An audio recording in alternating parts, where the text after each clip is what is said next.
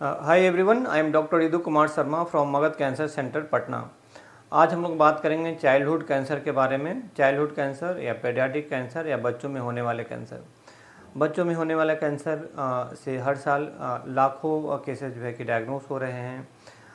WHO data के अनुसार हर साल 4 लाख से ज़्यादा बच्चों में कैंसर के न्यू केसेस डायग्नोस हो रहे हैं। पेडियाट्रिक कैंसर का एज ग्रुप होता है 0 to 19 ईयर्स। और इस बीमारी की वजह से या कैंसर की वजह से बच्चों में हर साल लाखों लोगों की जानें भी जा रही हैं। अकॉर्डिंग टू WHO डेटा आप देखेंगे कि जो हाई इनकम कंट्रीज है, जो डेवलप्ड कंट्रीज है, वहाँ पे पेडियाट्रिक कैंसर का क्योर रेट मोर देन 80% है।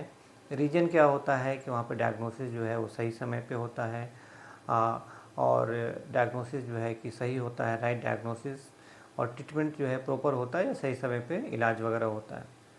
बट वहीं पे लो इनकम कंट्रीज या मिडिल इनकम कंट्रीज, जैसे कि हमारे देश में एशियन कंट्रीज है या इंडिया के आसपास के जो देश हैं, वहाँ पर चाइल्डहुड कैंसर का क्योर रेट जो है वो लेस देन 30% है।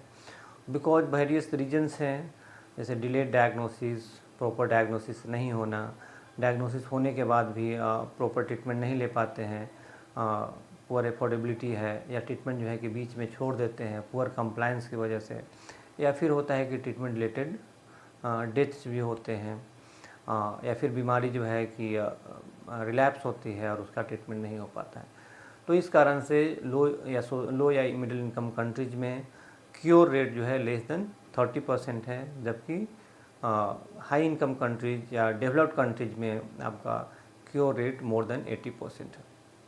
तो यहाँ पे बहुत बड़ा रोल है जागरूकता का, कि यदि आप जागरूक रहते हैं तो इस कैंसर को हम लोग अर्ली स्टेज में डायग्नोस कर सकते हैं। दूसरी खास बात है, काफ़ी स्पेसिफिक पॉइंट है बच्चों में होने वाले कैंसर का, कि इसको रोकने के लिए वैसा कोई मेथड नहीं है या नहीं कोई स्क्रीनिंग मेथड है, जैसे कि बच्चों में कैंसर को अर्ली डिटेक्ट किया जाए या उसको रोका जाए।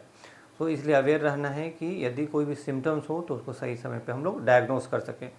तो बच्चों में होने वाले कैंसर का क्या क्या लक्षण होता है ये जानना बहुत ज़रूरी है। कोई भी लंप हो शरीर में, है ना, हो सकता है एब्डोमिनल लंप हो, गले में गांठ हो, तो उसको नज़रअंदाज नहीं करें, उसका जांच होना चाहिए।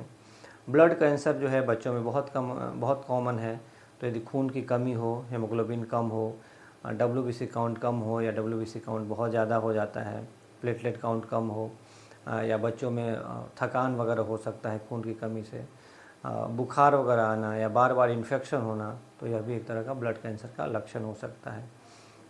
बच्चों में पेट में जो ट्यूमर्स वगैरह होते हैं, विम्स ट्यूमर, न्यूरोब्लास्टोमा कॉमन होते हैं, तो कोई भी एब्नॉर्मल लंप है तो वो भी हो सकते हैं। शरीर में कहीं भी कोई हड्डी में गांठ है, लिम्ब में जो है कि कोई लंप है या कोई गांठ है, तो उसको इग्नोर नहीं करें।